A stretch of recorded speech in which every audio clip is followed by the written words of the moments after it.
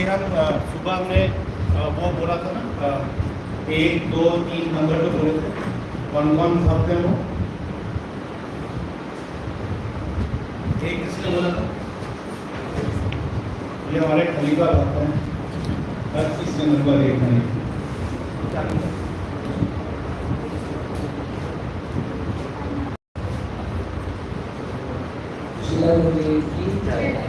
वाचो वेगम हंसवेगम जीवा वेगम सर्वस्थवेगम एतां वेगान् योगशमेतधीरा सर्वान् अपि मां पृथिवीं सशिष्यात्। Verse number 2. अत्याहार प्रयासश्च प्रजल्पनं मात्रा जनसंघर्ष लौल्यं च षड्भिः भक्तिर्विद्विषति। Verse number 3. उत्साहात् निश्चयात् धैर्यात् तत्तत् कर्म प्रवर्तनात् संग के आगाज सदो होते षड्भिर्भक्ति प्रसिद्धि। तदाति प्रति गृह्णाति तुर्यम् आख्याति पृच्छति पुंते भोजयते च षड्विधं प्रीति लक्षणम्।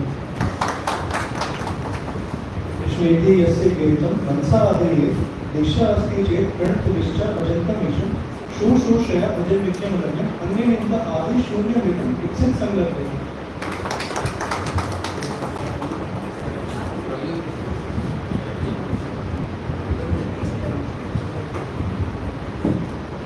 श्लोक नंबर 6।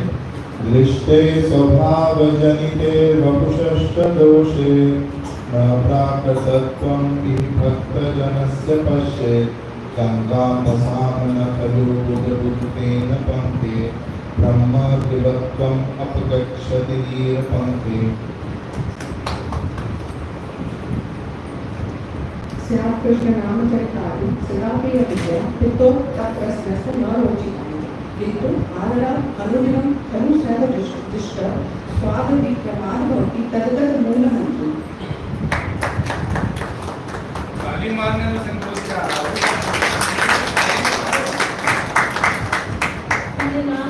चरितानि स्मृत्युक्रमेण रसना मनसि नियोज्य तिष्ठन् व्रजे तद् अनुरागी जन अनुगामी कालं वेद अखिलम् इति उपदेशसारः।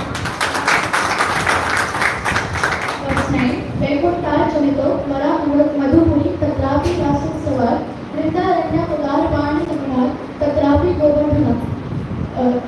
राधाकुण्डं यः अपि गोकुलपते प्रेम अमृत आप्लावनात् कुर्यादस्य विराजतो वितते सेवानिवेदि नाम। कल्पेभ्यो हरे प्रियतया यक्षिणो ज्ञानिनस्तेभ्यो ज्ञानविमुक्तभक्तिपरमा प्रेमे निष्ठास्ततः तेभ्यस्ता पशुपालपङ्कजभूषस्ताभ्यो अपि सा राधिका प्रेष्ठा तद्वद्गियं तदीयसरसि तां आश्रित्य कृति।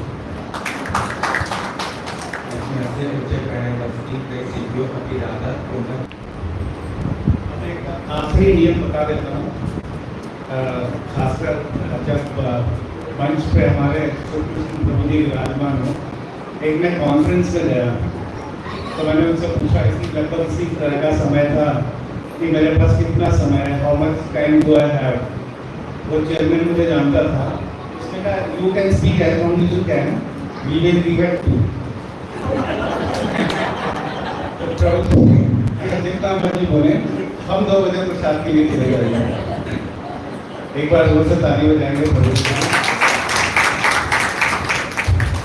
कृष्णा आप लोग प्रसाद के लिए चले जाइए, बात सही है, लेकिन ये इसकी ताला के लगा के चाबी मुझे दे दीजिए अभी। सबसे पहले मैं पूज्य नीरज जी का बहुत बहुत धन्यवाद करता हूँ कि उन्होंने मुझे मेरे पर कृपा की, मुझे कहा आने के लिए। और मैं तो सुनने के लिए आया था, लेकिन प्रभु जी कहते 2 दिन पहले मुझे बोलने के लिए है, तो मेरे साथ तो वो हो गई, घटना हो गई पूरी तरह से। और क्या बोलूँ मैं जैसे मैं एक कहानी सुनाता हूँ छोटी सी, कि मैं जय करूँगा मंगलाचरण। एक बार की बात है, कहते हैं युधिष्ठिर महाराज जी के पास ना एक जो राजा थे, तो वहाँ पर एक लेडी आई अपने बच्चे को लेकर आई और कहती है कि युधिष्ठिर महाराज मेरा बच्चा गुड़ बहुत खाता है, आप उसको समझाओ कि ये गुड़ ना खाए। आप इसको समझाओ वो ना खाए। आप समझाओगे तो ये मान जाएगा, मुझे मालूम है मेरे कहने पे मान लिया। तो युधिष्ठिर महाराज कहते हैं मैं तुम्हें आप ना 1 हफ्ते बाद आना, उसके बाद मैं इसको भुला दूंगा। तो उन्हें क्या हुआ कि जो लेडी थी गई और 1 हफ्ते बाद आई। अब युधिष्ठिर महाराज ने उस लेडी के उस बच्चे के सर पे हाथ रख के कहा बेटा एक चीज मेरे पास समझाता हूँ, बेटा तो गुड़ मत खाना, क्योंकि गुड़ खाने से दांत खराब हो जाते हैं, ज्यादा खाने से थोड़ा खा सकते हो। तो लेडी ने बोली ये बात आप 1 हफ्ते पहले भी तो बता सकते थे, आप क्यों बताया? कहते पहले मैं गुड़ खाता था, मैं भी बहुत खाता था, अब मैंने छोड़ दिया तो अब मैं बोलने का हक करता हूँ। अब प्रभु जी ने मुझे उपदेशामृत तो दे दिया, इतनी सारी बातें, इतनी मुश्किल बातें मैं जीवन में तो आचरण करता नहीं है, तो मैं कैसे बोलने का अधिकारी कर सकता हूँ? लेकिन एक बात मैं कहता हूँ कि मैं नहीं बोल रहा, ये कह सकते हैं कि गुरुदेव जो वाणी दे रहे हैं, जो समझाना चाहते हैं, सिखाना चाहते हैं, मैं भी सीखना चाहता हूँ इस चीज़ को, क्योंकि मैं भी कुछ अलग नहीं हूँ, मैं तो उल्टा आप लोगों से भी बहुत नीचे हूँ। आप लोग ऊपर बैठने का अधिकार रखते हैं, मैं तो नीचे भी बैठ नहीं सकता, गड्ढा भी गिर जाना तो सभी नीचे चला जाना, ऐसे है मेरी स्थिति, बहुत बेकार है। लेकिन प्रभु जी की कृपा है कि उन्होंने कहा कुछ बोलने के लिए प्रयास करूंगा, और गुरु वैष्णव की कृपा ही बुलवाती है, खुद बोलने में बिल्कुल सामर्थ्य नहीं है। ओम अज्ञान तिमिरस्य ज्ञानञ्जनशलाकया चक्षुरुन्मिलितं येन तस्मै श्री गुरुवे नमः। वंदेहं श्री गुरु श्रीगुरुपरकमलं श्री गुरु वैष्णव श्री रूप सागर जातम सैकं नरकातं तम सूर्यं सावधकं सावधकं परिजन सहितं श्री कृष्ण चैतन्य देवं श्री राधा कृष्ण पादां श्री ललिता श्री विशाखा नीलकंठ। हे विष्णु करुणा सिंधु दीन बंधु जगतपते गोपेश गोपिका कांत राधा कांत नमस्तुते तप्त कांचन गौरंगी राधे वृंदावनेश्वरी कृष्ण वनुसुते देवी प्रणमामि हरि प्रिय नमो महावदन्याय कृष्ण प्रेम प्रदायते कृष्णाय कृष्ण चैतन्य नामने गौरतीचे नमः। वृंदाय तुलसीप्रियाय केशवाय कृष्ण भक्ति देवी सत्यवती नमो नमः। वांछा कल्पतरुभ्यश्च कृपा सिंधुभ्यश्च पतितानां पावनेभ्यो वैष्णवेभ्यो नमो नमः। समस्त वैष्णव ठाकुर की जय। सब लोग बोलेंगे हे कृष्ण हरे कृष्णा कृष्णा कृष्णा हरे हरे हरे राम राम राम हरे हरे हरे कृष्णा कृष्णा कृष्णा हरे हरे हरे राम राम राम हरे हरे। एक बार अपना पूरा मन से अपनी वाणी में अपना जोर ला करके ऐसा लगे कि जैसे दिल्ली से हम आए हैं और कुछ अभी खाया पिया, तो अभी सुबह का नाश्ता किया, अभी खाना मिल जाएगा आपको, चिंता मत करिए, इससे पहले थोड़ा तैयार है, थोड़ा तेज बोलेंगे हरे कृष्णा कृष्णा कृष्णा हरे हरे हरे राम राम राम हरे हरे। सर्वप्रथम मैं परम आराध्य गुरुदेव ज्ञानविलास विष्णु विष्णुपाद अष्टोदश श्रीमद् भक्ति वेदांत नारायण प्रसाद महाराज जी के चरण कमल में अनंत कोटि दंडवत प्रणाम करते हुए उनके रेतु की कृपा की वांछा करता हूँ। तदुपरांत हमारे समस्त रूपानु गोरा वर्ग के चरणों में अनंत कोटि दंड प्रणाम। पूज्यपाद पद्मनाभ महाराज जी, पूज्यपाद रामचंद्र प्रभु जी, पूज्यपाद भक्ति वेदांत मन गोसाई महाराज जी, पूज्यपाद भक्ति वेदांत श्रीधर महाराज जी, पूज्यपाद भक्ति वेदांत श्याम महाराज जी, पूज्यपाद भक्ति वेदांत सिद्धांति महाराज जी, पूज्यपाद भक्ति वेदांत माधव गोसाई महाराज जी, और पूज्यपाद भक्ति वेदांत सब महाराज जी के चरण में अनंत प्रणाम। समस्त मंदिर के जो वैष्णवों के चरणों में अनंत प्रणाम की सभा उपस्थित हमारे पूज्य विष्णु प्रभु जी और पूज्य हमारे नीरज प्रभु जी और हमारे पूज्य कमल प्रभु जी और हमारे राधेश्याम प्रभु जी, सबके चरण में अनंत प्रणाम।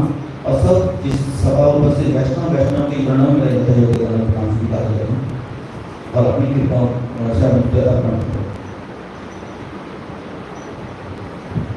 अब हम ये रूप गोस्वामी का द्वारा लिखा हुआ जो ग्रंथ है उपदेशामृत, हम उसको पढ़ने जा रहे हैं।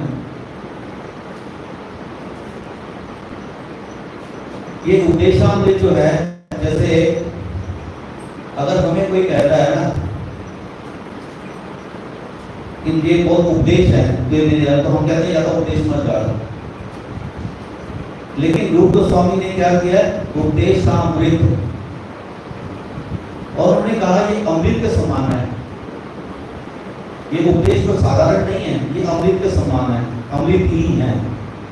देखो कई प्रकार का अमृत होता है, कई प्रकार का अमृत। एक अमृत तो वो था जो समुद्र मंथन से प्राप्त हुआ, लेकिन अमृत प्राप्त करके भी कोई उम्र बहुत बड़ी नहीं होती, एक मनवंतर तक ही रहती है, और उसमें भी सारे जितने जीवों के कष्ट है ना, तो वैसे करते पर आदमी मरता नहीं है, आनंद तो नहीं होता, बस जो मरता नहीं है बस एक लंबी उम्र जीता है। जैसे अभी बोलते ना आशु मामा भी जी रहा है, लेकिन कोई इधर उधर बैठ जाता है, ऐसे है ना। लेकिन दूसरा हमें तो स्वर्ग में जो अमृत होता है, स्वर्ग का एक जड़ अमृत होता है, जड़ सुख में जो हमें अमृत प्राप्त होता है, बच्चों के साथ, उसके साथ, है ना, परिवारजनों के साथ जो अमृत प्राप्त होता है, सुख प्राप्त होता है, जड़ा अमृत है। लेकिन एक होता है वैकुंठ और एक होता है मोक्ष का अमृत। ये सारे अमृत है, लेकिन इन सब से, सब अमृत से श्रेष्ठ अमृत होता है ये उपदेश का अमृत। इसमें क्या होता है, इसमें क्या है कि इसको अगर हमने जीवन में उतार लिया, अगर हमने इसके ऊपर जीवन में उतार लिया, यकीन मानिए, यकीन मानिए, कहते हैं जन्म मृत्यु के बंधन से खत्म हो जाएंगे। जैसे कहते हैं यद गत्वा न निर्वंतते तद्धाम परमम, ऐसी जगह हमें प्राप्ति होगी जहां जाके पुनः इस दुख में संसार में नहीं आना पड़ेगा। जिसे कहते हैं ना ये दुखालय में शाश्वतम, ये संसार क्या है, दुखालय, इस संसार में नहीं आना पड़ेगा। तो ये ऐसा अमृत है। तो प्रयास करेंगे कि हम इन ये जो कुछ भी श्लोक जितने भी हम कर पाए, उनको एक एक चीज को आराम से समझने का और अपने जीवन में इसको उतार सकें। इस तरह से हम प्रयास करेंगे, कितना हम समझते हैं, कितना उतार पाते हैं, हम अपने अधिकार के अनुसार ही कर पाएंगे इन सब चीजों को। कितना मैं बोल पाऊंगा, कितना गुरुदेव हमें बुलवा पाएंगे, ये देखना पड़ेगा।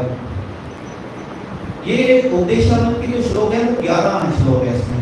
ये 11 श्लोक नहीं है, ये 11 रत्न है। साधारण ये नहीं है, 11 रत्न ही है, एक एक रत्न बड़ा कीमती है। महाप्रभु, कितने महाप्रभु जब अपनी अंतिम लीलाएं कर रहे थे तो भाव अवस्था में गए।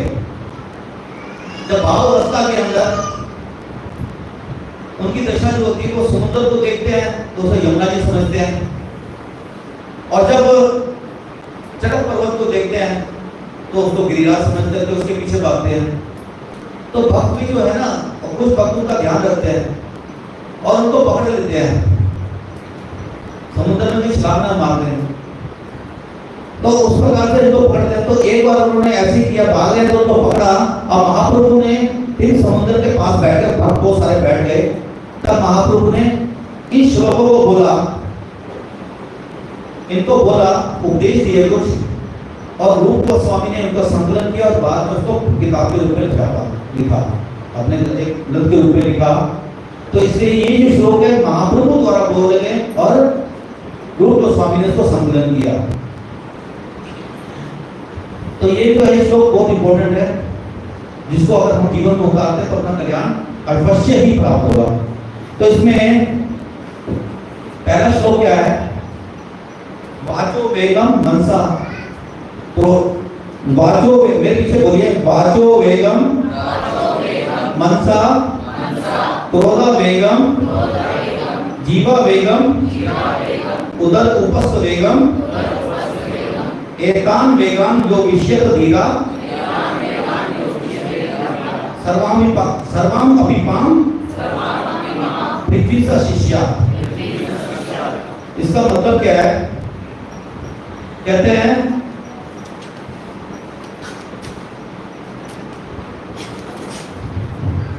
जो धीर पुरुष अपनी वाणी के वेग को, मन के वेग को, क्रोध के वेग को, जीवा के वेग को, उदर के वेग को, जननेंद्रिय के वेग को सहन करने में समर्थ हो जाता है, वह समस्त पृथ्वी का शासन कर सकता है। अर्थात ऐसे इंद्रिय व्यक्ति के सभी जन शिष्य हो जाते हैं। हमारे एक वैष्णव भजन है, और फिर वैष्णव ठाकुर दया रसागर ए दासे करुणा करी, 6 वेग कमी 6 दोष शोधी 6 गुण देह दासे, है ना। तो वैष्णव से प्रार्थना करके हम क्या करते हैं, इन वेगों को 6 वेग नवी 6 दोष होगी उनसे प्रार्थना करते हैं कि किस प्रकार से हम वेगों का दमन कर सके, अपने 6 दोषों को जीत सके। 6 गुण हमारे हृदय में आ जाए। तो हम वैष्णव से प्रार्थना करके इनका वो प्रार्थना करते हैं वैष्णव से। तो इस प्रकार से इनसे यही किया है। लेकिन ये वेग है कौन से? सबसे पहला क्या वेग बताया? वाणी का वेग, वाचो वेग और वाणी का वेग। तो रूप गोस्वामी ने सबसे पहले कहां से शुरू किया? वाणी में। कहते हैं हमारे जितने भी अपराध होते हैं, हमारे जितने भी प्रकार के अपराध होते हैं वाणी से ही होते हैं। जितने भी प्रकार के अपराध होते हैं वाणी से होते हैं। तो वाणी कहते हैं हमारी बोलना चाहती है। मीठा बोले अच्छी बात है। वो कहते हैं ना, एक गाना सुनाता हूं मैं, कहते हैं दुनिया का दिल अगर जीतना है तुमको तो मीठा मीठा बोलो। कई लोग इतना मीठा बोलते हैं कि ऐसा उनके साथ से छोड़ने का दिल नहीं करता, और कईयों की वाणी इतनी कर्कश होती है कि साथ रहने का दिल नहीं करता। इसलिए वो कहते हैं ना, जनरली क्या होता है, वो एक मैना होती है ना, वो कहते हैं मैं करते हैं तो बकरी मैं करके कट जाती है, और मैना क्या होती है? मैं ना तो इतना प्यार से इतने मीठा बोलते हैं, मैं नहीं, है ना। तो यहाँ क्या है कि सबसे देखो, अगर आदमी किसी को भी बोल सकता है, लेकिन जिसने उसका बुरा बोला उसको नहीं भूल पाता। तो हमारे भक्ति विनोद ठाकुर जी यहाँ पर हमारे जो ग्रंथ लिखा है, उपदेशामृत ग्रंथ है, उसके अंदर भक्ति विनोद ठाकुर जी पीयूष वर्ष में टीका है, और भक्ति सिद्धांत प्रभुपाद जी की इसमें टीका है अनुवर्ती अनुवृत्ति। तो उन्होंने बहुत अपने टीका के साथ कुछ लिखा है। मैं उस टीका पे पहले बाद में जाऊंगा, पहले मैं थोड़ा सा बताता हूँ आपको वेगम क्या है। तो कहते हैं दूसरे को उद्विग्न करे, वो वाणी जो दूसरे को उद्विग्न करे और अपने को उद्विग्न कर देती है, वो वाचो वेगम में आती है। तो दूसरे को उद्विग्न करे, यानी दूसरे को हृदय में थोड़ा सा ना अच्छी ना लगे, उसको तो निराश कर दे। अब एग्जांपल देते हैं, और इसमें तो बड़े बड़े युद्ध भी हो जाते हैं। एग्जांपल, सबसे बड़ा एग्जांपल बताता हूँ आपको, सबको पता ही होगा, किसी को पता है?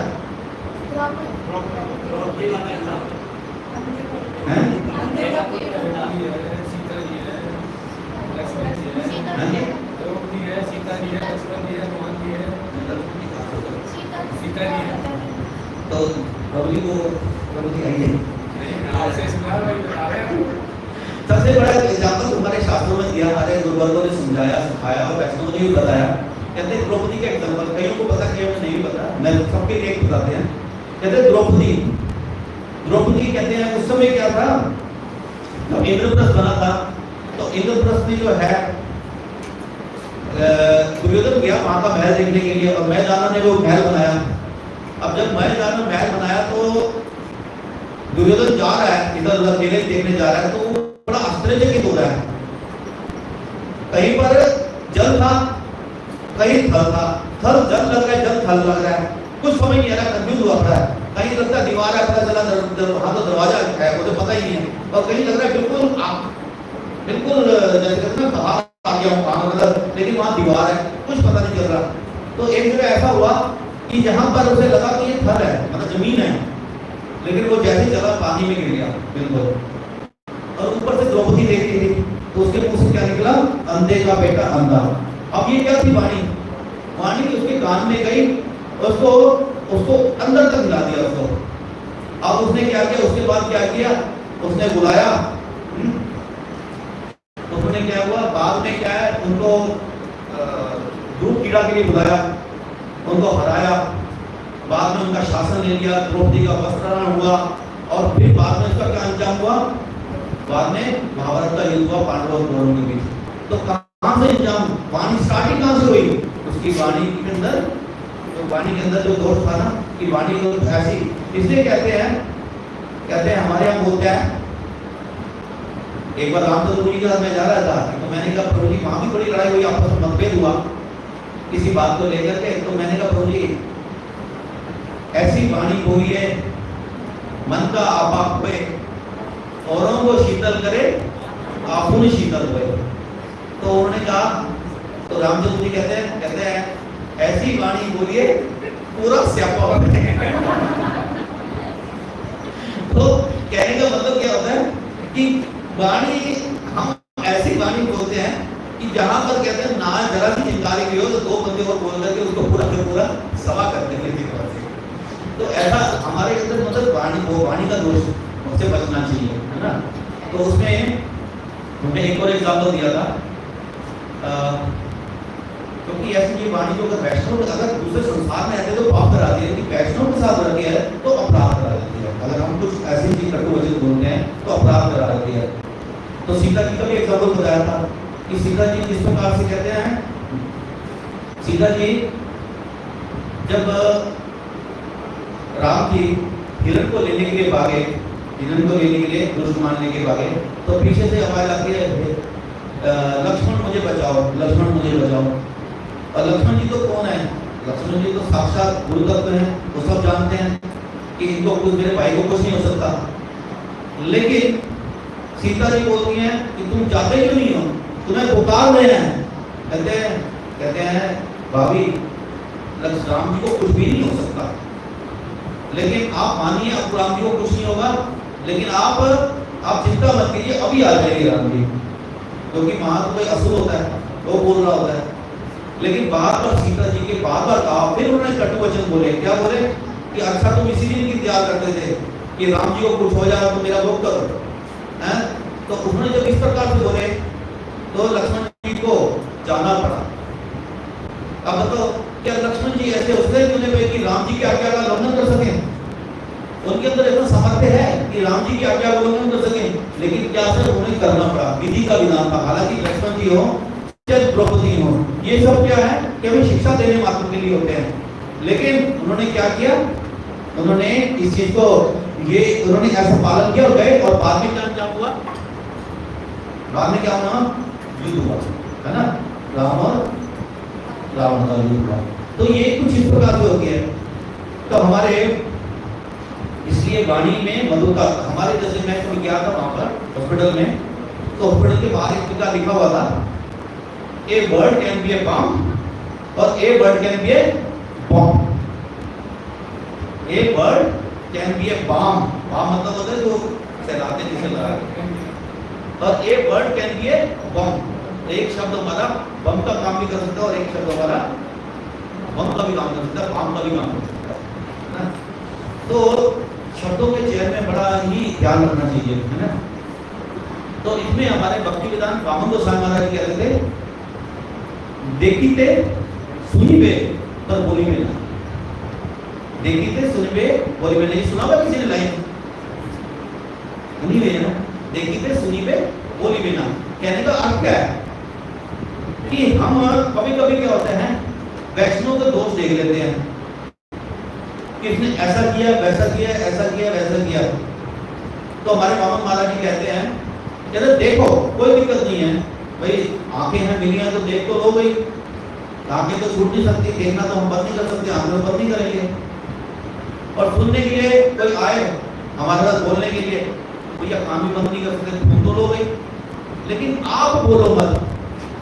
वैष्णव के दोष देखने के बावजूद भी अगर आपको दिख भी रहा है लेकिन बोलो मत, सुन भी लिया है और उस पर आप यकीन भी करते हो लेकिन बोलो मत किसी को। आप तो कहते हैं सर्कुलेट मत करो उसकी ऐसी चीज को ना, आप वो बन जाओ। लाउड स्पीकर लेके पता चला उसने एक भी ना किया हो, पता चला आप शुरू हो गए बोलने के लिए। और हो सकता है आपको दिखाई ढंग से ना दिया हो और आप शुरू हो गए लोगों को उसके कुछ बताने के लिए, तो अपराध हो जाएगा उसके अंदर। और मान लीजिए सचमुच भी किया तो क्या आप क्या कर सकते हो? कहते नहीं ठीक है यार, अगर उसका कुछ आप भला चाहते हो, हैं आप उसका अगर भला चाहते हो तो क्या करोगे?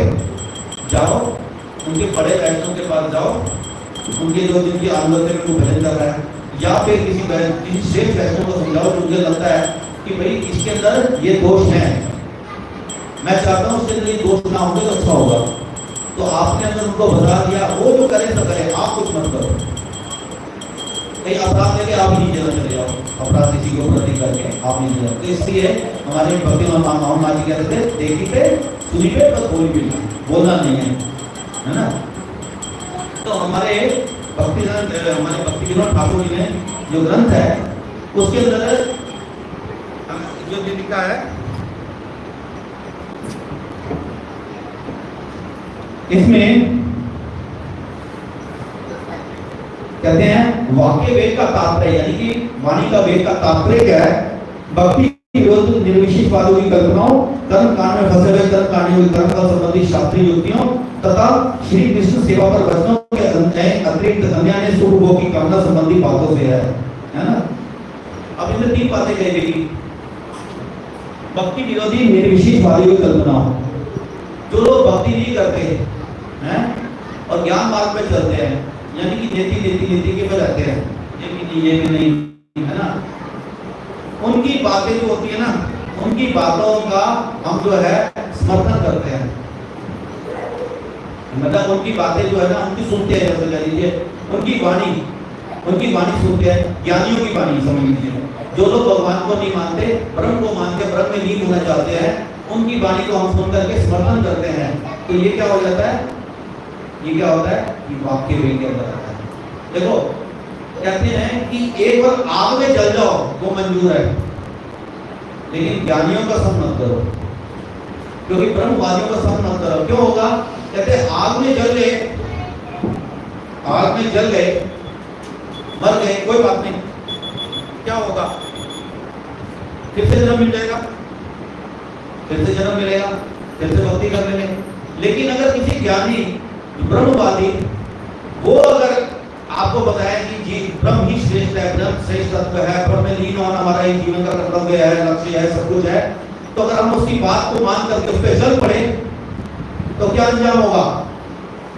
अंजाम ये होगा कि हम क्या ब्रह्म में लीन हो जाएंगे और फिर से हमारा कभी उद्धार नहीं होगा, कभी कृष्ण की सेवा में जा ही नहीं पाएंगे। क्यों? हम ब्रह्म के अंदर ही, हम ब्रह्म की सेवा में लग गए और उसमें लीन हो जाएंगे। तो इसलिए उससे वो चीज जिंदगी अच्छी है। कहते हैं आप भक्ति ना करो ज्यादा श्रेष्ठ, बजाय ज्ञानियों को सम्मान करना, ठीक है। तो यहाँ पर ये बताया, और कर्म कांड फल, यहाँ पर क्या बताया उसको, दूसरा क्या बताया? कर्म कांड में कर्म फल संबंधी शास्त्रीय युक्तियां, यानी कि कर्म कांड में क्या हो जाता है कि ये करेंगे तो ये फल मिलेगा, ये करेंगे तो ये फल मिलेगा, ये फल, है ना, वो कर्म। हमारे शास्त्र में श्लोक लाखों हैं, लाखों में क्या है? अगर मान लीजिए 1 लाख है तो 80% जो श्लोक है ना वो कर्म फल से संबंधित है, कर्म कांड से संबंधित है। और 11% में फिर क्या है? ज्ञान कांड से संबंधित है, भक्ति से संबंधित है। वो थोड़ी बातें हैं, वो तो हमारी गुरुदेव की कृपा है कि हमें गुरु भक्ति की संबंध में सारी चीजें बता देते हैं, अन्यथा क्या होगी हम ढूंढ ही नहीं पाएंगे। और वो कर्म कांड वाले अपनी कर्म कांड से संबंधित श्लोकों को लेकर हमें समझाएंगे और हम उसको सीखने का प्रयास करेंगे और उसी में हम लग रह जाएंगे, आगे बढ़ नहीं पाएंगे। तो भक्ति जो एक भगवान की सेवा है, भगवान से प्रेम करके सेवा है, उससे पीछे हटते चले जाएंगे। तो इसलिए कर्म फल संबंधी जो बातें हैं, ये करेंगे ये फल मिलेगा, ये करेंगे, तो हम उसमें फंस जाएंगे। तो इसलिए उनकी जो बातें हैं ना वो भी वाक्य वेद के अंदर आती है। मेरी बात समझ में आ रही है? सबको याद नहीं आ रही है? ये मुश्किल तो नहीं है, हाँ जी। और क्या बोला? अन्य सुख भोग की कामना, मतलब कृष्ण भक्ति की बातों को छोड़ करके अपने सुख भोग की कामना, विषय की बातें, जितने भी कुल मिलाकर अगर हम एक लाइन में बोले ना, भगवान की बातें छोड़ करके अगर हम बाकी दूसरी बातें करते हैं तो सब वाक्य वेद है। अब मान लीजिए बहुत अगर हम करते हैं, अखबार पढ़ रहे हैं, राजनीति की चर्चा कर रहे हैं, है ना, और क्रिकेट की आईपीएल की चर्चा कर रहे हैं, यह है, और इधर उधर की बातें कर रहे हैं, तो सब क्या है? वाक्य। ये क्या है? वाचो वेदों के अंदर आता है, तो इनसे हमें बचना चाहिए, ठीक है? समझ आ गया? तो अगर कोई पूछना चाहिए तो पूछ सकते हैं हमारे प्रभु जी से। दूसरा क्या आता है? मन का वेग, वाचो वेगम। दूसरा क्या है? मन का वेग। अब वेग क्या होता है? मैं फिर दोबारा से बोल देता हूँ। एक गाड़ी वेग से जा रही है ना, अगर आपके हाथ में कंट्रोल नहीं है ना तो एक्सीडेंट होगा ही होगा, और जितनी तेज होगी उतना तेज एक्सीडेंट होगा, उतना ही। और वेग को क्या कहते हैं? इंपल्सिस बोला गया है, मतलब कुल मिलाकर के बहुत तेजी से आता है ना। तो उसमें क्या हो जाता है? हमारी क्षति हो जाती है। तो अब मन के वेद में क्या बोलते हैं, मैं किताब में बाद में आऊंगा, पहले जैसे कहते हैं ना, मन में दो चीजें होती हैं। मन दो कार्य करता है, एक संकल्प और एक संकल्प और विकल्प। क्या करना है क्या नहीं करना। कभी कभी संकल्प करता है तो विकल्प जो होता है ना वो उसका विरोध कर देता है, वो उसको तोड़ देता है। जैसे मन से संकल्प किया आज से मैं मीठी चीजें नहीं खाऊंगा, या आज से मैं है ना सादा खाना खाऊंगा, बिल्कुल नहीं खाऊंगा मीठी चीजें, सादा खाना खाऊंगा। पता चला उसी दिन मठ में छप्पर भोग के आ रहे हैं सबसे पहले हमारा संकल्प ही उठेगा और उसे पता चला प्रभु जी ने तो 56 भोग से जाएगा, 56 बहुत सारे भोग बना दिए और कहेंगे प्रभु जी आज की नहीं बना रहे थे, आज दिन कार्तिक में हम ऐसा करते हैं। कई बार ऐसा होता है कि कार्तिक में क्या होता है, सुबह 4 बजे उठूंगा डेली और आज ये सारी अष्टम करूंगा, लेकिन संकल्प रह नहीं पाता हमारे। तो ये क्या हो जाता है, संकल्प विकल्प करता है मन में। तो हमारे गीता में भगवान ने मन की स्थिति को बहुत ऊंचा रखा है। इसलिए क्या बोलते हैं मन की स्थिति को, कहते हैं गीता में लास्ट में क्या बोलते हैं, 2 श्लोक हैं, किसी को याद हो, मन मना मत भटको। क्या है श्लोक, है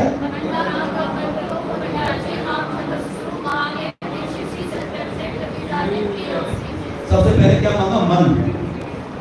कृष्ण ने क्या मांगा, मन।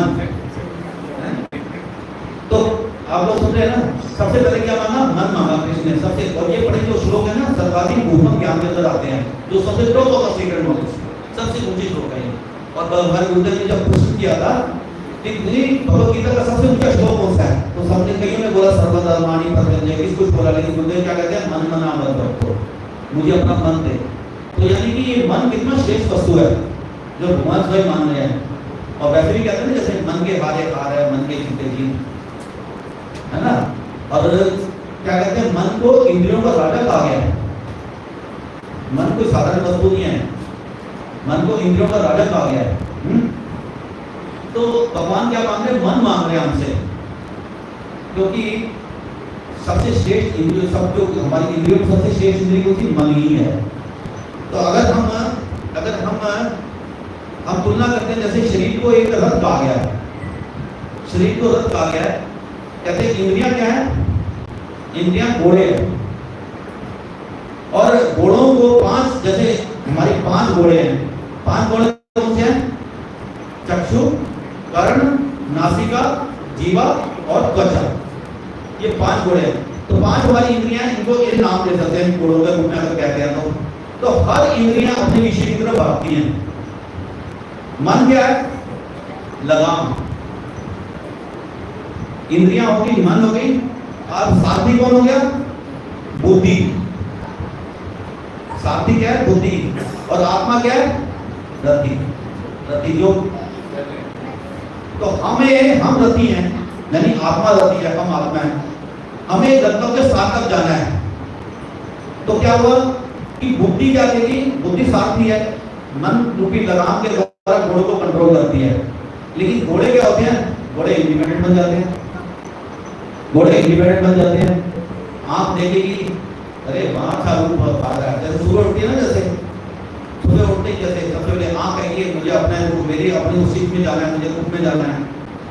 जीवा कहेगी परोठे लाओ, रसलाई लाओ, ये लाओ, परोठे अपने हैं, जीवा अपने की तरफ भागेगी। कान क्या है, म्यूजिक सुनना चाहता है, कुछ अच्छी अच्छी बातें सुनना चाहता है, या कहते हैं ना गाने सुनेगा, ये करेगा, वो अपने रस की तरफ भागेगा। सारी इंद्रियां अपनी तरफ भागेगी, लेकिन मन क्या होगा, उसको कंट्रोल करेगा। लेकिन अगर मन इंद्रियों का साथ दे दे तब तो पूरा स्यापा होगा। मतलब कुल मिलाकर होगा क्या, हम मन के वशीभूत हो जाते हैं, बिल्कुल, और इधर जाएंगे, उधर जाएंगे, उधर जाएंगे, कभी इधर कभी उधर। तो मन क्या करेगा, इंद्रियों के वशीभूत होगा, कभी इधर जाएगा, कभी उधर जाएगा,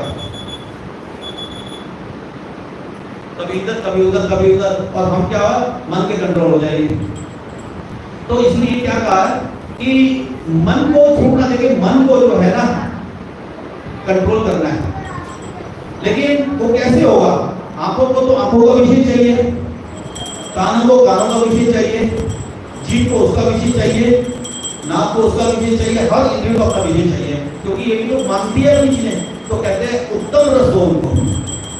उत्तम रस क्या है, आंखों का विषय क्या है, भगवान के दर्शन कराओ, वैष्णव के कराओ, है ना, गुरु गुरु के दर्शन, वैष्णव के दर्शन, भगवान के दर्शन, ब्रज के दर्शन, ये सब जब तक कराओगे तो हमारे आंखों को उसका विषय मिलेगा। वो भी कौन सा मिलेगा? उत्तम विषय मिलेगा। कानों से सुनो तो हरि कथा सुनो, ठीक है।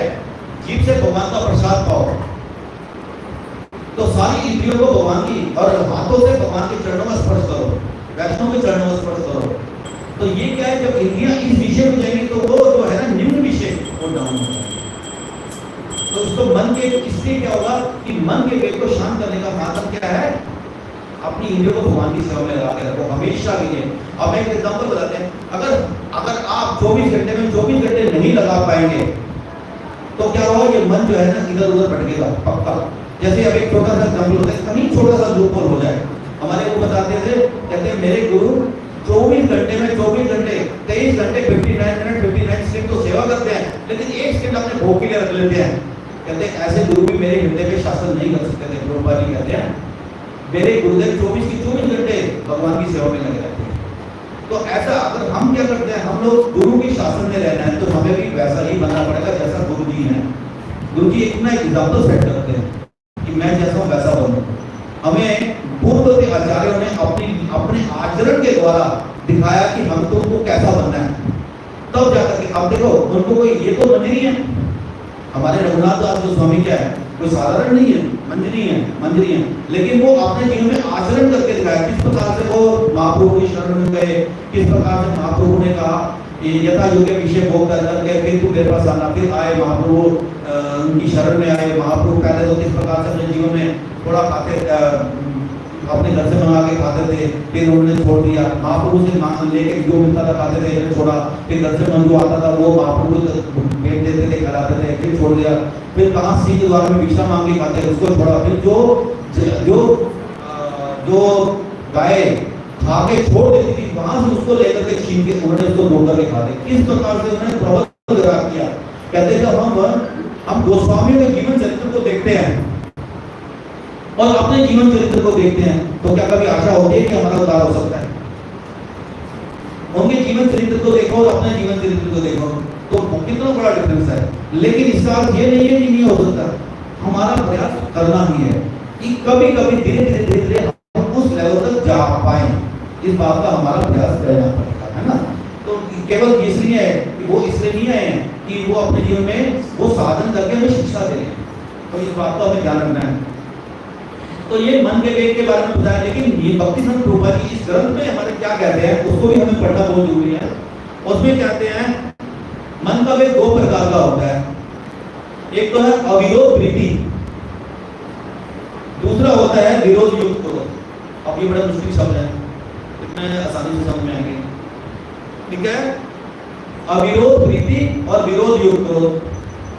अब मैं इसका पहले का बोलता हूँ। अविरोध वृत्ति का क्या मतलब होता है कि जिसका आप विरोध नहीं करते तो क्या माना जाएगा, उसके प्रति आपकी प्रीति है ना। जैसे मायावाद के विश्वास के प्रति प्रीति, कर्मों के विश्वास के प्रति आदर और कृष्ण सेवा के अतिरिक्त किसी अन्य अभिलाष व्यक्तियों के विचारों के प्रति विश्वास। ये ग्रंथ है एक्चुअली में, मैं उनकी लाइन को पढ़ रहा हूँ, थोड़ी सी मुश्किल लगी, मैं उसको सिंप्लीफाई करने का प्रयास करता हूँ। कहते हैं मायावादी के विश्वास के प्रति प्रीति। मायावादी क्या होते हैं? जो भगवान के स्वरूप को नहीं मानते, है ना। वो कहते हैं ब्रह्म के बात मानते हैं और क्या होता है, उन वो जो बातें करेंगे उनके विश्वास के प्रति हमारी जो आदर बुद्धि होती है, ठीक है। तो वो क्या होता है, ये भी मन का वेग है। अच्छा, दूसरा, कई लोग हमारे जैसे होते हैं ना, कई लोग होते हैं हम गुण देख लेते हैं कईयों में, जैसे करण है बड़ा दानी है तो हम उसके प्रति क्या आदर बुद्धि रखते हैं। करण है, दानी है। हरिश्चंद्र जी है, सत्यवादी है। महाराज शिवी है, उन्होंने क्या किया, एक कबूतर आया उनकी शरण में और उन्होंने क्या हुआ अपना, और जिसने मारा था अपना शरण में आता, कहते हैं मेरा है, इसको दो। अपने शरीर का कबूतर का भाग काट कर इसको दे दिया। तो ऐसे ऐसे मारे रहे हैं, लेकिन हमारी इनके प्रति क्या होती है, आदर बुद्धि। भक्तों से भी आदर बुद्धि हो जाती है। लेकिन अगर हम खुल के देखते हैं तो करण कौन था, एक असुर था पूजन में, नर नारायण ने इनको मारा था। इनके पास 1000 कवच कुंडल थे, लेकिन 999 में तो नर नारायण ने ले लिए थे, बाद में चला गया था छोड़ के, और ये सूर्यदेव की शरण में गया था।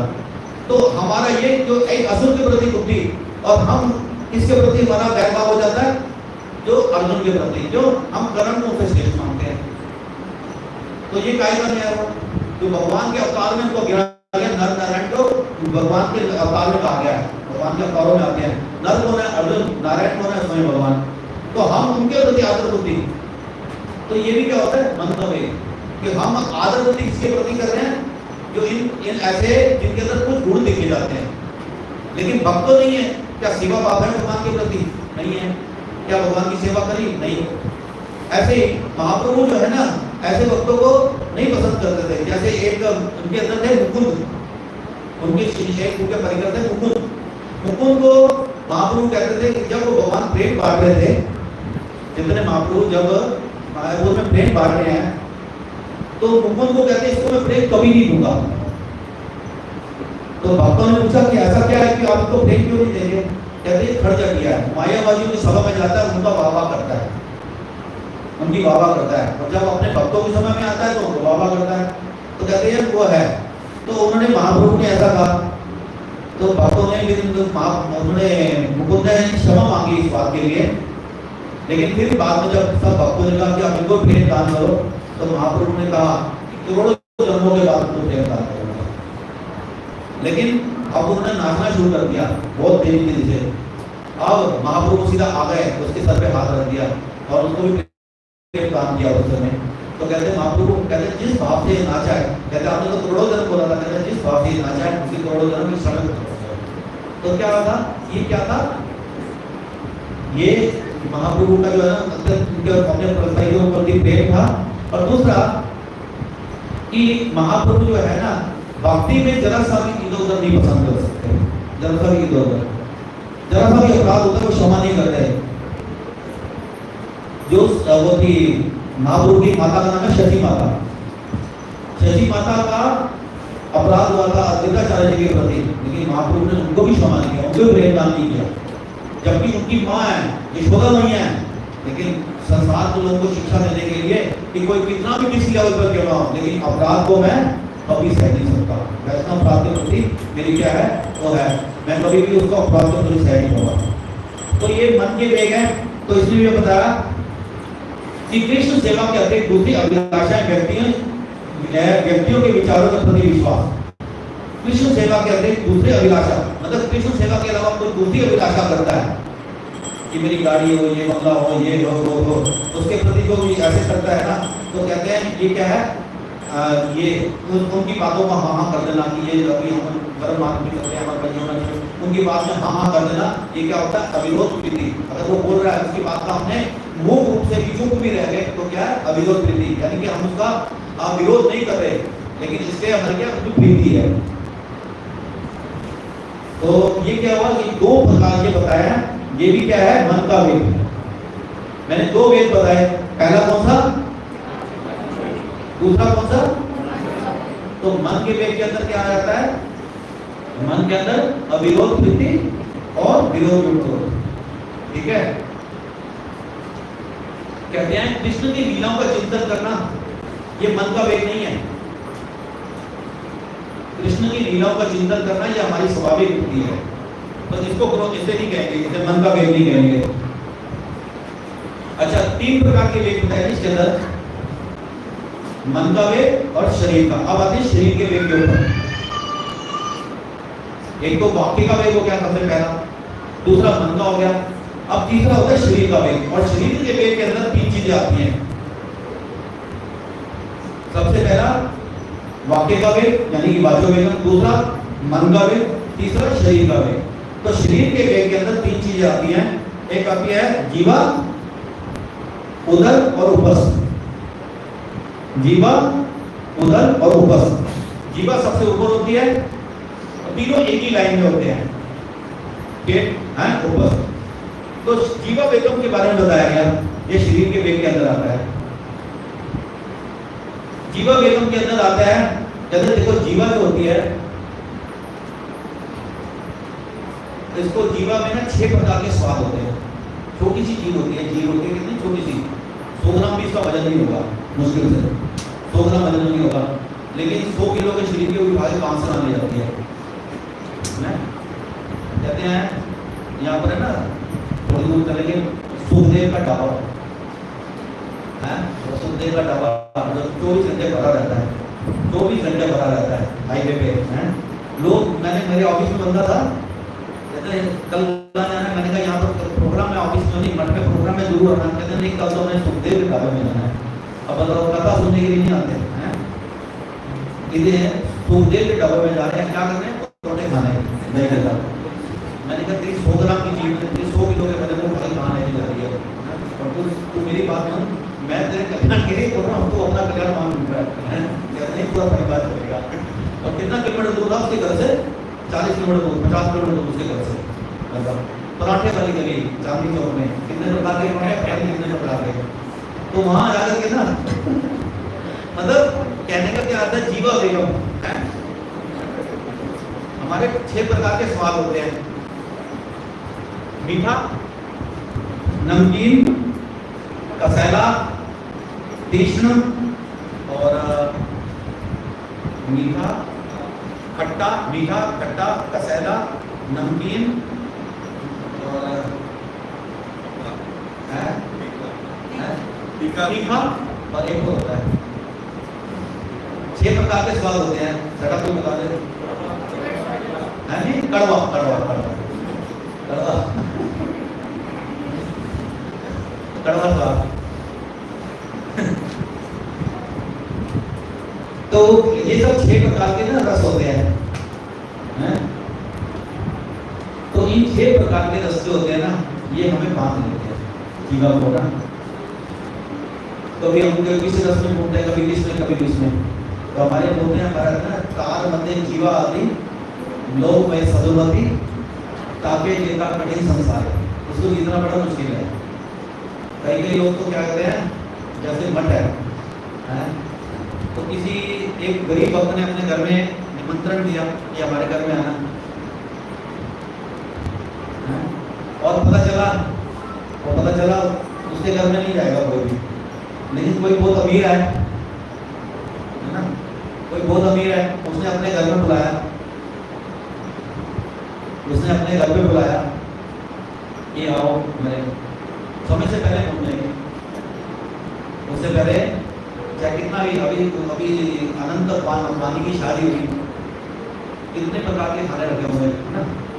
जो लोग, जो कांग्रेस वाले, जो उसका इतना विरोध अडानी अंबानी करते रहते थे कि ये सारे देश का दल लूट लिया, उन्होंने देश का दल लूट लिया, और जिससे विरोध करते थे उसी के घर में मार खाने जाते थे। तो कहने का क्या था कि जो भी ये भी होता है हमारे कि हम मतलब हमारी जीवा का अंदर इतना वो होता है, तो उसके अंदर हम क्या करते हैं, और कभी कभी तो उसी के वहां जाएंगे जहां पर हमें अच्छा मान मिल रहा है खाने के। कभी कभी क्या हो जाता है कि घर में ठाकुर जी हैं, सर्दी के दिन चल रहे हैं, और बड़ा बच्चे ने कहा मम्मी आइसक्रीम खिला दो, ब्लैक करंट है या वो कौन सी है, रबड़ी वाली कोई भी। तो पता चला क्या बेटा लेकर आ, अब बेटे को लाए तो है, लेकिन घर में तो हर चीज भोग लगा के खाना है, तो भोग लगा के खाना है तो क्या करते हैं, ठाकुर जी को भोग लगाएंगे। अब तक पूछा ठाकुर जी को, ये ठंड में आइसक्रीम खिला रहे हो हैं, और तुम्हें खाने की इच्छा है, तुम्हारी खाने की इच्छा है, खाने की इच्छा तुम्हारी, ठाकुर जी पर आरोपित कर रहे हो, तो ये क्या है, आरोपिता वृत्ति हो जाती है कि आपकी इच्छा को ठाकुर जी को भी खाना पड़ेगा, क्योंकि आपकी इच्छा है। इसे क्या कहोगे, खाओ खाओ ठाकुर जी खाओ। और पता चला आइसक्रीम खाई, और किसी ने कहा मैंने आइसक्रीम खाने, मैंने लस्सी पीनी है, और ठाकुर जी लस्सी पियो आइसक्रीम के साथ साथ, और किसने कहा मुझे दूध पीना है, अब ठंडा भी हो गया, गर्म भी हो गया, ठाकुर जी आपको कुछ नहीं होगा, आप चिंता मत करो, है आपको कुछ नहीं होगा, आप जाके ये चीजें खाओ पियो, और हमें भी खाने दो चीजें, वो हमारी इच्छा तो आपको भी खाने देंगे। तो ये क्या हो जाएगा, ये आरोप हो जाता है। तो उसी प्रकार से जो है ना, तो ये क्या जीवा बेगम के अंदर आती है कई चीजें, जीवा बेगम। तो हमारी जीवा जो है तरह तरह के रस करना चाहती है, तो लेकिन हमारे जैसे कहते हैं ना एग्जाम्पल्स में क्या बताया, तो हम अपने अधिकार को जब बढ़ाते हैं ना, जैसे जैसे हम भक्ति मार्ग में चलते हैं, तो अपने अधिकार को बढ़ाते हैं। तो अधिकार में हम क्या बढ़ाते बढ़ाते क्या करते हैं, तो हम अपने गोस्वामी को एग्जाम्पल देते रहते हैं कि सनातन गोस्वामी क्या करते थे, सनातन गोस्वामी को क्या करते थे, सनातन गोस्वामी एक आटे का वो करते थे, उसको पकाते थे और उसे खाते थे हैं? और ठाकुर जी कहते हैं, ठाकुर जी कहते हैं यार तुम इसमें थोड़ा नमक तो डाल दे कम से कम, मेरा जीव में खा के ना निकाल नहीं पाता। तो देखो ठाकुर जी खाते हैं, ये मत करना, क्योंकि ये मत सोचिए कि ठाकुर जी को भोग लगा नहीं करते, लेकिन प्रेम होना चाहिए। छप्पन को भी छोड़ देंगे ठाकुर जी दुर्योधन के, लेकिन क्या खाएंगे, प्रेम से उसको विद्वानी की छिलके खा लेंगे, केले की छिलके खा लेंगे, प्रेम जुड़े होने के कारण। खुद भूख लगाती है, दुर्योधन के यहाँ गए, दुर्योधन कहता है, दुर्योधन का मेवा खा रहे हो, तो ठाकुर जी छप्पन भोग रखे हुए थे, कहते हैं मैंने नहीं खाने। कहते क्यों नहीं खाने, कहते तुम्हारे तो मेरे जो है मेरे सखा के प्रति तुम्हारा प्रेम ही नहीं है, और कहते मैं अगर तुम प्रेम भी नहीं करो, कोई नहीं, जिस काम के लिए आया वो मेरा काम कर दो तभी मैं खा लूं, है ना। तो कहते हैं छोड़ो, कहते हैं छोड़ो आप थोड़ा सा जो प्रसाद है वो खा लो। कहते मैं नहीं खा सकता, मुझे भूख नहीं लगती, मैं आत्मा राम हूँ। कहते थोड़ा सा मेवा खा लो, मेवा मतलब होता है जिन भोजन वगैरह होते हैं ना, जो मेवा काजू बादाम वगैरह, तो वो भी नहीं खाना। दुर्योधन का मेवा त्यागो साग विरोध करता है, बाहर निकले तो भैया उनको भूख लगाई, अब विद्वान विरोधी का करना। तो प्रेम के कारण ठाकुर जी ने वहां केले के छिलके कह लीजिए या साग कह लीजिए वो खा लिए, लेकिन उनका मेवा त्याग दिया। तो ऐसी ऊंची प्रेम। तो भगवान कहते हैं पत्र पुष्प फलम तो इन्हों में पक्का प्रशस्ति, कहते एक पत्ता दे दे, फूल दे दे, फल दे दे, कुछ दे दे, एक भी दे दे, चाहे ताला दे दे, मैं उसको प्रेम डाल के उसके अंदर मैं खा लूंगा। द्रौपदी ने एक अन्न का दाना दिया था प्रेम से, वो भी खाकर के फिर तो अपनी बोला, और कितना बड़े बड़े भंडारे रखो नहीं फिर तो ये ठाकुर जी के ऊपर है। तो प्रेम से अगर हम खिलाते हैं तो ठाकुर जी खाते हैं, है ना। तो यहाँ पर कहते हैं कि हम ठाकुर जी को तो 56 भोग लगाएंगे। कहते हैं भैया यहाँ तो 56 भोग लगते हैं, तो कृष्ण के भक्त है। कहते हैं ठीक है कृष्ण भक्त को 56 भोग लगाओ, लेकिन आप मत खाओ, आप खिलाओ दूसरों को, बांट दो। आप तो विराग की थोड़ा विराग में भी तो हो, कभी कभी हमेशा नहीं करते, कभी कभी तो करो, लेकिन वो नहीं होगा, है ना। तो जीवा वेगम तो हमारा इतना वो है, प्रबल है कि हम कुछ भी करने में समर्थ हैं, जीवा वेगम को समर्थ करने में। तो इसलिए हमें उन गोस्वामी को चरित्रों को देखना चाहिए, किस प्रकार से उन्होंने अपने जीवन में इन चीज को उतार करके हैं। मैं ये कह रहा हूँ कि कठिन नहीं, थोड़ा थोड़ा प्रयास करना चाहिए, हम थोड़ा थोड़ा मतलब चाहिए। ऐसा ना हो कि भक्ति मार्ग में चलते रहते हम तो 20-25-30 साल के हो गए, लेकिन आज भी क्या करते हैं उतनी माला, आज भी क्या करते हैं उतना ही खाना खाते हैं, उतना ही भोग करते हैं, सब कुछ वैसा ही है। अरे भाई प्रोग्रेस क्या हुई आपकी, जहाँ से चले थे वहीं पर खड़े हो, उतनी 16 माला, उतना ही 8 घंटे सो रहे हैं, वही 8 घंटे सो रहे। तो इसलिए थोड़ा प्रोग्रेस करो ना, इसलिए कहते हैं युक्त आहार विहार से युक्त तो युक्त आहार विहार करना पड़ेगा आपको। ऐसे तो ऐसे ही कहते हैं जीवा वेगम को कैसे जीतना है, हम अपने जो है ना जीवा में भगवान को भोग लगा करके उसको, और अपने खुद थोड़ा विराग प्रदान करके उनके जीवन में हम गोस्वामी के जीवन को चरित्र में पढ़ेंगे, तो हम उससे उसको पालन करेंगे, अपने जीवन को आने का प्रयास करेंगे, तो उनको जी सकते हैं। उसके बाद क्या होता है उदर वेगम, वाचो वेगम मनसा क्रोध क्रोध वेगम तो रह गया है ना, क्रोध वेग रह गया, ये तो बहुत ही इंपॉर्टेंट है। क्रोध का भी वेग बहुत खतरनाक है, छोटी छोटी बातों में क्रोध आ जाता है किसी की, है ना। इसमें बताते हैं कि लक्ष्मण जी जब राम जी को राज्य मिला प्राप्त हुआ, राम जी को राज्य दिया गया, लेकिन केकई ने आकर के क्या किया, 2 वर मांग लिए दशरथ जी से। पहला बात तो ये मांगा कि राम जी के राज्य की जगह पर किसको राज्य मिले, भरत जी को राज्य मिले। तो दशरथ जी ने इसमें बिल्कुल विरोध नहीं किया, नहीं तो कहते मेरा राम तो राज्य की कभी आशा ही नहीं रखता, तो ये उसको चला जाए कोई दिक्कत नहीं है, उसका भाई बनेंगे कोई दिक्कत नहीं है। लेकिन जब दूसरे घर में उन्होंने क्या मांगा, राम जी के लिए 14 वर्ष का वनवास, यहाँ आकर के दशरथ जी को क्या हुआ, उसका हृदय रह नहीं पाया, वो वियोग सह नहीं सकते थे राम जी का। लेकिन जब लक्ष्मण जी को पता चला कि राम जी की जगह राज्य की जगह पे भरत जी को मिल रहा है और साथ में राम जी को वनवास मिल रहा है, तो लक्ष्मण जी ने बहुत विरोध किया। और क्रोध में उचित और अनुचित का विचार नहीं होता। जब हम क्रोध करते हैं तो उचित और अनुचित का विचार नहीं होता। तो ये व्यक्ति जो है ना हमारे सर करके होता है। तो उन्होंने कैसा क्रोध किया और कहा कि अगर ये समझता क्या दशरथ ने कैसे बोला, कटु वचन बोले कि ये समझते क्या है, अगर ये अपनी चतुर्मुखी सेना को लेकर के भी आ जाएंगे तो मैं अकेला काफी उसके खिलाफ युद्ध करने के लिए। तो राम जी ने कहा कि तुम किसकी तरह युद्ध करोगे, अपने पिता की तरह करोगे, तो जानते हो किस स्थिति पर है। तो उन्होंने जब उसके बाद बताया तब थोड़ा लक्ष्मण जी का क्रोध शांत हुआ।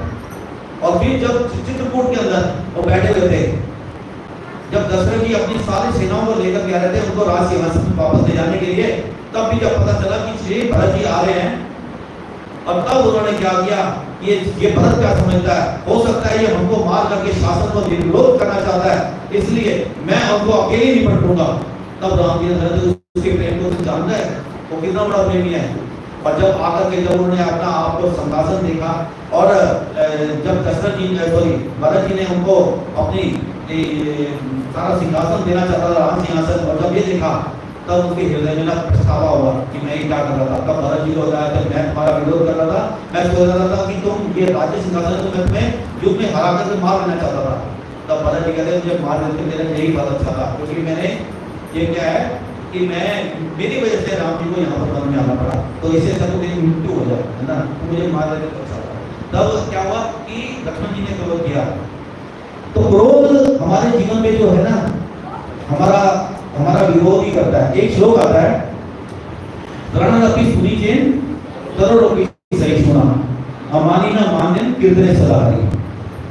क्या है, कहते हैं हमें दृढ़ से भी छोटा समझना है अपने आप को और सहिष्णु बनना है। यानी कि अगर क्रोध का कारण आने पर भी अगर हम क्रोध नहीं करते तब माना जाएगा, अन्यथा कि हम सिंपल जीवन जी रहे हैं कोई दिक्कत नहीं है। लेकिन जब कभी ऐसा कारण आ जाए और तब हमारे हृदय में क्रोध ना हो तब तो होंगे। तो कहते हैं तरो भी सहिष्णु, हमें सहिष्णु बनना है। किस प्रकार से, जैसे बताया घास का दिन का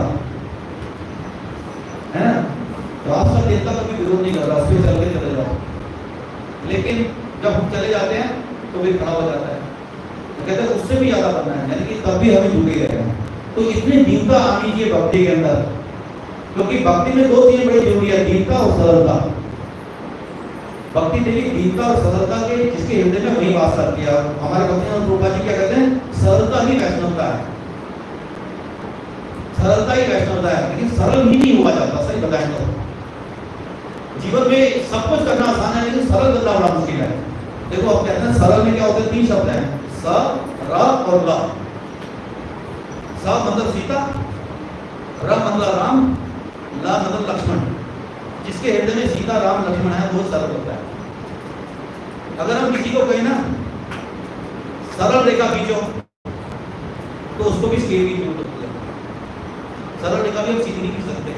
तो यानी कि अगर हमें सरल भी बनना है तो हमें क्या चाहिए, कृपा चाहिए, यानी कि कृपा का स्केल होता है ना, उसी प्रकार से हमें किसी के अनुगत्य चाहिए सरल बनने के लिए। तो इसलिए हमें क्रोध जैसे रणरपि सुनीचेन है ना, कहते हैं अगर हमारा कोई विरोध करता है तब तो हमें रणरपि सुनीचेन करना है। लेकिन अगर कोई भक्तों का विरोध करता है, वैष्णव का विरोध करता है, भगवान का विरोध करता है, तो हमें क्या है, उसका विरोध क्रोध से करना चाहिए। यहाँ तक शास्त्रों में लिखा है कि अगर गुरु वैष्णव के प्रति अगर उड़ा दिया, कुछ भी गलत करता है तो उसकी जीभ निकाल दो, ज्ञान को है इतना तक कहा गया। नहीं अगर नहीं तो अगर कोई वैष्णव का विरोध करता है, अगर आप कुछ भी करने में समर्थ नहीं हो तो वहां से जगह छोड़ के चले जाओ, वहां जगह में खड़े मत हो। क्योंकि कान जो है ना, जितना हम सुनेंगे बुरी उसकी बुराई सुनेंगे वैष्णव की, तो हमारे संस्कार गलत पड़ जाएंगे, और जहां गलत संस्कार पड़ गए वहां पर क्या हमारा नुकसान हो जाएगा। तो इसलिए क्रोध वेग जो है ना, जो जीवन में हमारे ये हमारा नुकसान पहुंचाता है। इसलिए प्रयास करना चाहिए कि जीवन में हम क्रोध ना करें। हनुमान जी ने क्रोध किया था, कहाँ किया था, लंका जला दी थी क्रोध करके।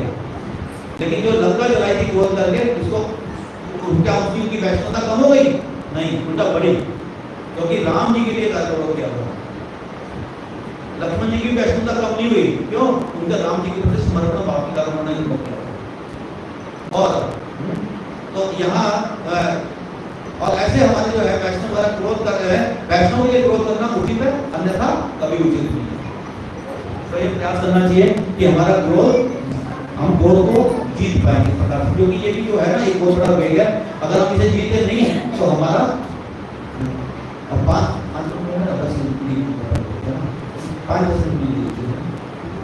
तो इसके अगला श्लोक क्या है? क्रोध वेगम के बाद हमारा आता था जीवा वेगम हो गया। अब कौन सा था? उदर वेगम के अंदर क्या आता है कि ज्यादा खाने की इच्छा, पेटू बार बार थोड़ी देर बाद खाते रहेंगे है ना। कई लोग ऐसे होते हैं जो बहुत ज्यादा खाते हैं, बहुत ज्यादा खाते हैं उनका पेट है। तो उदर वेग को कैसे शांत करना है? उदर वेग में कहानी आती है, बहुत सुंदर कहानी मैंने सुनी थी। वो बताते हैं, कहते हैं एक गुरु आता है, एक शिष्य है, दोनों जा रहे हैं जगह नहीं जा रहे हैं, गुरु शिष्य जाते हैं। तो वहां पर एक जगह पहुंचते हैं जहां पर हर चीज क्या होती है, वो कहते हैं दो पेटी, दो आने की। तो हर चीज कहते हैं वहां पर सोना भी दो आने का, मिट्टी भी दो आने की, चंदन भी दो आने का, आलू भी दो आने का, सेब भी दो आने का, आम भी दो आने का। तो गुरु आगे देख रहे थे किस शहर में आ गए हम, यहाँ हर चीज दो आने की व्यक्ति है। लेकिन शिष्य क्या होता है, बड़ा पेटू होता है, हर चीज में कहता है यार, कहते हैं गुरु जी तो अच्छी जगह आ गई, क्यों यहाँ पर तो मैं आकर बहुत कुछ खाऊंगा पीऊंगा है, यहाँ तो मुझे हर चीज सस्ती नजर आ रही है, आम भी दो आने का, हर चीज दो आने की। तो कहते हैं भैया, कहते हैं इस जगह पे नहीं रहना, जहाँ पर भेद भी ना हो ना वहाँ नहीं रहना चाहिए। हर चीज में भेद होता है। अरे गुरु सामने है, वैष्णव सामने है, तो गुरु को पहले प्रणाम करोगे, वैष्णव को करोगे? तो भेद तो हर जगह होता है। तो गुरु जी से प्रश्न किया कि गुरु जी आप क्या सबके शिष्यों को प्रति समान बुद्धि रखते हो, समान भाव रखते हो? तो गुरु जी ने कहा, कहते नहीं, मैं समान दृष्टि नहीं रखता। तो क्यों? कहते एक वैष्णव मेरी सेवा में नित्य निरंतर दिन रात लगा रहता है, दिन रात लगा रहता है, कि आपने सुख का बिल्कुल कामना नहीं करता, मेरी सेवा में नित्य निरंतर लगा रहता है, 24 घंटे लगा रहता है। और एक वैष्णव सिर्फ व्यास पूजा में आता है, मेरा वो करता है, प्रणाम क्या कुछ प्रणाम ही नहीं हो चला जाता है। तो क्या दोनों समान हो सकते हैं? नहीं हो सकते। जो जिस प्रकार से मेरी सेवा काम करता है उसी को वैसा ही बात मेरी प्रेम बुद्धि निकलेगी, है ना। तो समान नहीं होता। इस प्रकार से समान कुछ नहीं होता। सोने का अपनी कीमत होती है, चांदी की अपनी होती है, हर चीज की। लेकिन वो जो शिष्य समझ नहीं पाया, तो गुरु कहता है मैं तो यहाँ रहूंगा ही, क्योंकि यहाँ तो वेद नहीं है। तो अब यहाँ से कहता मैं चला गया गुरु, लेकिन मुझे अगर कभी प्रॉब्लम मुझे याद कर देना।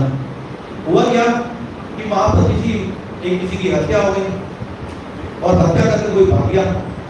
तो उन्होंने क्या कहा कि कौन था वो? कहते वो जो भी था वो मोटा आदमी था, लेकिन हमें पता नहीं चला, चला गया। कहते ढूंढो मोटा आदमी कौन है, तो पता चला वो शिष्य ही पकड़ने नाम डाल गया। उन्होंने उस शिष्य को पकड़ा, कहते मैंने मर्डर नहीं किया। कहते तू मोटा है, बस यही तेरी सबसे बड़ी गलती है, तू मोटा है, तेरी फांसी हो गई। कहते भैया मोटा है, मैंने मारा थोड़ा है किसी को। कहते नहीं वो मोटा है, भाई मोटा भागा था तो मोटा नजर आ रहा है, कोई CCTV डेली कैमरा भैया हमको मोटा आदमी नजर आता है। तो किसी को तो फांसी देनी है, पूरी आ रहा है, उसको फांसी लड़काने जैसे गुरु को जाके वापस आ गए, है ना। कहते हैं कल मेरी फांसी होती, कहता है तुम नहीं बचाओ उनको। हाँ, कहते क्या हो गया? कहते भाई ये मोटा आदमी समझ के मुझे पकड़ रहा है, कभी ये काफी को नहीं पकड़ रहे, मोटा आदमी को पकड़ रहे। कहते ये कौन सा न्याय? कहते मैंने तो मना किया था ना। कहते गुरु ये होगी गलती, आप बचा लो। कहते चलो ठीक है देखते हैं। कहते बस तुम एक काम करना, कल जैसे ही तुम्हें ना फांसी लगाने लगे तो तुम बोलना जल्दी लगाओ, जल्दी लगाओ, जल्दी लगाओ, ऐसे पीछे पड़ जाना। तो अब जैसे फांसी लगाने लगते हैं तो एकदम फोड़ पड़ता है, और इतनी देर को जल्दी लगाओ, जल्दी लगाओ। तो राजा बड़ा हैरान, कहते तू इतनी जल्दी क्यों बचा रहा है? फांसी लगने में भी आधा घंटा बाकी है, तो इतनी जल्दी क्यों कर रहा है? कहते ये मुहूर्त जो है ना बड़ा उत्तम है, इस मुहूर्त के अंदर जिसको भी फांसी लगती है वो सीधा वैकुंठ का जो है ना, और वहां पर जो है ना स्वर्ग का राजा बनता है। कहते मेरी माता जो है ना बड़ी बुरी हो गई है ना, वो बूढ़ी भी है, सिखाना भी उनको फिट आ जाएगा। कहते उनको बुलाओ, उनको लगाओ। तो ऐसा कह के अपनी माँ को फांसी दिलाता है, और उसके बाद सब चले जाते हैं। तो कहने का क्या था, उधर पेट जो है ना ये हमारा बड़ा कष्ट कर रहा है। ज्यादा खाने से क्या होता है, हमारा जो है ना वृद्धि होती है, खाने में लगी रहती है। तो हमें तो भजन करना है, और भजन करने वाला अगर मन हमेशा खाने वाली चीजों में लगा रहेगा, इन इंद्रियों के वेगों में लगा रहेगा, तो हमारा भजन इतना अच्छा हो पाएगा। तो हमें इन वेगों को जीतना है। और छठा वेग कौन सा है? उपस का वेग, यानी जनरेटर का वेग, जो शरीर के सुख का वेग। तो उसमें भी कहा गया हमारा, जैसे हमारे देखते हैं कि इस्कॉन में क्या करते हैं, इस्कॉन में क्या होता है, इस्कॉन में हर लेडीज को ना वहां पर माता जी बोलते हैं, माता जी। अब गए देखें ना, हर लड़की लेडी जो भी होगी, ये छोटी हो या बड़ी हो, छोटी सी बच्ची रहेगी उसमें माता जी बोलते हैं। कभी कभी तो मना करते हैं माता जी का, कहते हैं ये एक सम्मान बुद्धि है कि माता जी बोलने से क्या होता है कि उसके प्रति एक दृष्टि जो है ना, एक अच्छी दृष्टि जाती है, तो वहाँ माता जी बोला जाता है। तो क्या हुआ, एक बार वो किसी की शादी होने वाली थी, तो वहाँ स्कूल की लड़की देख ली, उन्होंने कहा चलो अब तो लड़की मिल रही है, इसी से शादी करेंगे। तो किसी से मिला रहे थे, वहाँ मिलाते हैं, ये माता जी हैं, ये माता जी ऐसे मिलाते हैं। तो वहाँ अरे बोलो बात चलेगी।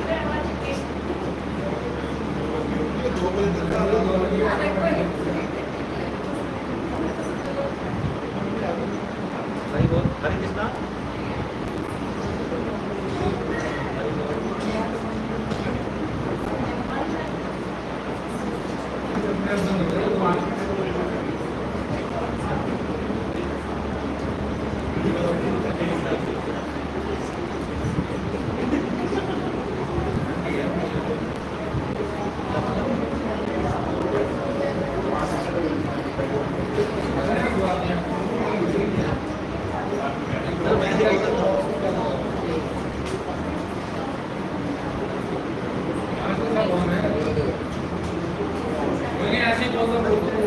ऐसे बोल दो, आवाज आ रही है?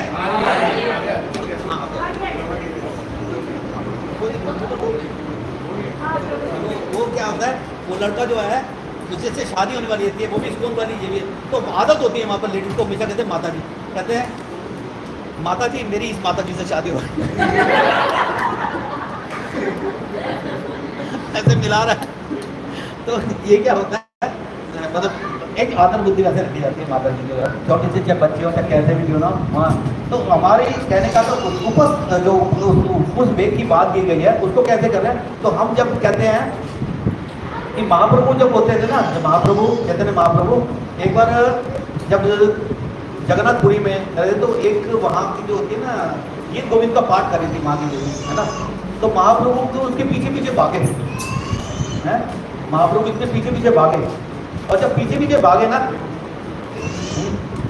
उसको स्पर्श करना चाहते थे, तो एकदम उनके जो थे ना वो उनके शिष्य वो कह रहे हैं महाप्रभु स्त्री, महाप्रभु स्त्री, प्रकृति बोले, प्रकृति बोले, स्त्री बोले। तो उन्होंने क्या प्रकृति स्त्री ऐसे बोला, तो महाप्रभु एकदम रुक गए, कहते हैं गोविंद, हाँ गोविंद थे उनके, कहते तूने मुझे बचा लिया, अगर मैं स्पर्श करता था मैं अपने आप को आज मार देता। इस प्रकार से उन्होंने बताया। तो उन्होंने अपने जीवन में बहुत एक एग्जाम्पल सेट करे हैं। कहते हैं छोटा हरिदास था, छोटा हरिदास स्त्री के प्रति जो है ना उसने एक हल्का सा जो है ना उनको दृष्टि देखी थी। महाप्रभु इससे क्या हुआ, बड़े विचलित हुए और उन्होंने उसको निकाल दिया, और छोटा हरिदास ने फिर पानी में जाकर के ना अपने आप को जीवन समाप्त कर लिया था। तो उन्होंने महाप्रभु का उसने अच्छा किया। तो महाप्रभु वैष्णव जो है ना सन्यासियों के प्रति बड़ा उनका कठोर नियम था। लेकिन कहते हैं जब महाप्रभु दक्षिण भारत में जा रहे थे तो काला कृष्णदास वो उनको लेकर चले गए थे, बटलों को जा थे हैं, कन्याओं का उठा करके ले गए। लेकिन वहां पर महाप्रभु उनको बालों से पकड़ के खींच के लेकर आए थे और उन्होंने वैष्णव को दिया। कहते हैं तुमने मुझे कौन सा वैष्णव दिया, तो मेरी सेवा करने के लिए क्या दिया था, ये खुद फंस गया जाकर के उसको।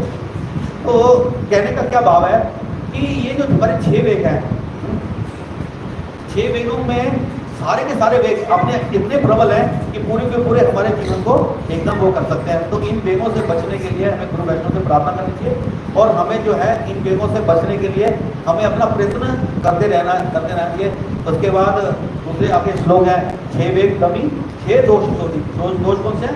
अत्याग प्रयास अचल को नियम आग्रह जन समझ नोरेश है छठ यदि भक्ति निश्चित। तो कहते हैं कि भक्ति का तो विनाश ही नहीं होता, तो यहाँ पर विनाश की बात क्यों कही गई है, तो इसके बारे में हम आपको फिर नेक्स्ट क्लास में इसके बारे में आने वाले सारे श्लोकों को बड़े संक्षेप में बता दूंगा, ज़्यादा लंबा नहीं करूँगा। तो ये थोड़ा सा लंबा था।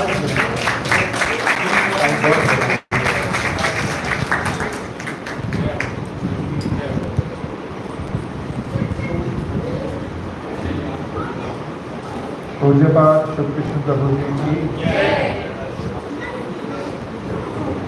तो प्रभु जी ने बहुत